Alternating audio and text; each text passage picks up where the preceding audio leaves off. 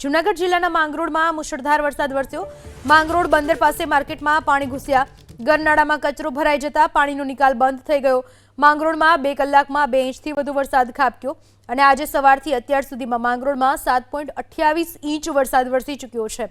કેશોદમાં આજે સવારથી અત્યાર સુધીમાં 4.37 ઇંચ વરસાદ વરસ્યો। માળિયાહાટીનામાં સવારથી અત્યાર સુધી 4.37 ઇંચ, વંથલીમાં 3.7 ઇંચ અને માણાવદરમાં 2.36 ઇંચ વરસાદ વરસ્યો છે।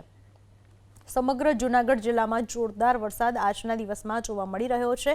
એમાં પણ સૌથી વધારે વરસાદ જૂનાગઢના માંગરોળમાં વરસ્યો છે। અંદાજે 7 ઇંચથી વધારે વરસાદ માંગરોળમાં વરસ્યો છે। આ સિવાય પણ માળિયાહાટીનાથી માંડીને દરેક તાલુકાઓમાં વરસાદ વરસી ચૂક્યો છે। કેશોદમાં પણ વરસાદ વરસ્યો છે।